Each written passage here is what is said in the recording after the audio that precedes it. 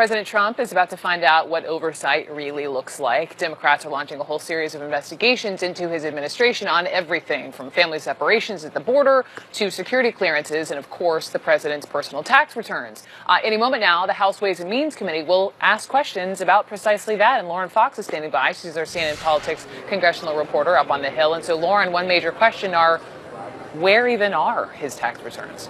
Well, that is a key question. And, you know, presidents before him have actually released their tax returns. So it hasn't come up before. But, you know, one of the things that a lot of Democrats are going to be looking for in this hearing is exactly how Democrats could get a hold of the president's tax returns. We do know that there is a process for getting them. The House Ways and Means Chairman Richard Neal could request them to the IRS, and then Treasury could respond to that request. Now, we do expect that that would be a long legal battle. But expect in this hearing today that lawmakers are trying to set the table, and Democrats are trying to make the case for exactly why it's essential to have this information. Democrats have been arguing for a long time that the president's finances are a national security issue, that Americans should know if the president is profiting off of the decisions that he makes in office. All of that, things that you should be watching for in this hearing that's coming up in the Ways and Means Subcommittee. Brooke? And then I know we have all this reporting out on, like, where literally are the president's tax returns, right? I mean, presumably someone at the IRS has them. Are they behind lock and key? It's my understanding someone offered up a lot of money to get their hands on them. What do you know? Well, you know, what we do know about this is that leaking the president's tax returns would be a felony. You can't leak them. So yes, they are being under close watch. And the reason that it just hasn't mattered before is that presidents have just handed them over. That's been part of the electoral process. So that's the case that Democrats will make today. But when it comes to President Trump, we know he does not want the public to see them. He has not released them publicly. And you can bet that the IRS is keeping a close watch on the president's tax returns. Lauren Fox, thank you very much. Meantime, the clock is ticking as this bipartisan group of 17 lawmakers try to reach a deal to keep the government from shutting down again. They are hoping to have an agreement in place by tomorrow as the president continues to insist funding for his wall must be included. I certainly hear that they are working on something, and both sides are moving along. We'll see what happens. We need border security. We have to have it. It's not an option. Let's see what happens. We'll see what happens, he says, in just 8 days. But if the president doesn't get his border wall funding, House Speaker Nancy Pelosi says she is confident Republicans will not dare shut down the government again. The speaker tells Heather Cagle of Politico, quote, "I have a club that I started. It's called the Too Hot to Handle Club, and this is a too hot to handle issue." CNN political commentator Ana Navarro is here. Too hot to handle. So she says, too hot to handle. You know, it's not going to shut down. She is like brimming with confidence, right, because of the way the whole last one ended. And again, this is a woman who equated like the president's manhood with the wall. Right. Is this, she's just totally trolling him? Yes.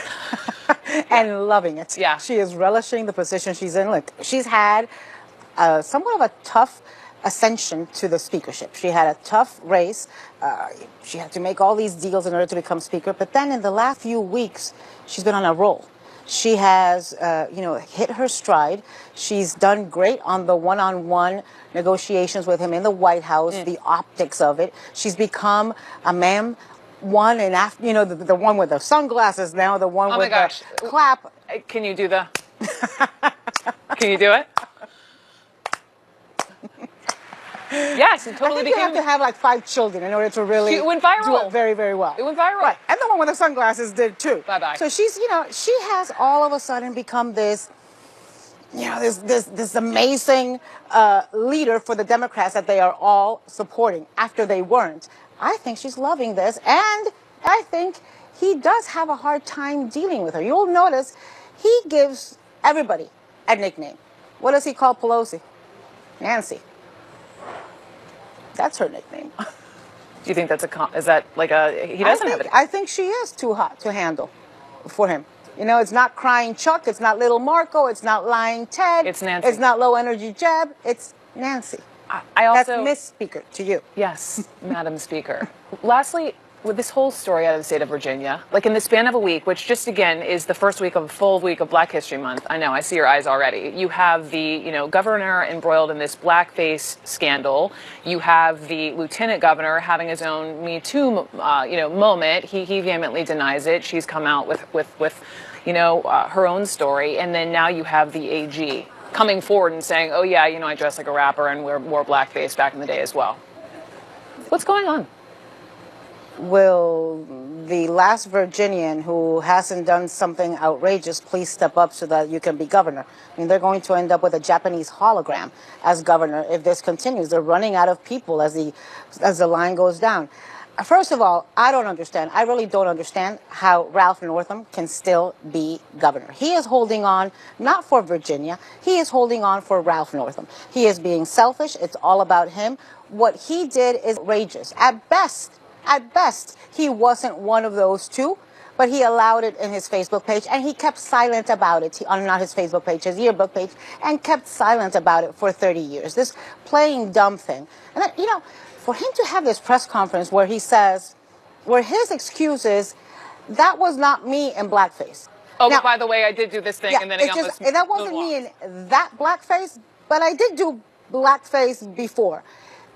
Please, really, do your state a favor. Do the African American community a favor. Do the Democrats a favor. And get the hell out. Show some shame. If you want to make reparations, if you want to reconcile, you can do it from your private perch. You can go climb the Himalayas. You can go meditate, in an ashram. But it is time for you to leave the governor's mansion. And the same, I would tell you, goes for the lieutenant governor. Would you? Listen. If you believed Christine Blasey Ford, if you found her credible, and I did, this woman's story is eerily similar, even more detailed, even more precise. She had told other people, including, it now seems, a congressman from Virginia. It is inexcusable. It does not pass the smell test. I will also say to you that if you believe this woman, but did not believe Christine Blasey Ford, you're being partisan. We're about to talk about Justin Fairfax in a second. Stick around because I got one more question for you, Ana Navarro. Thank you very much. More on our breaking news ahead.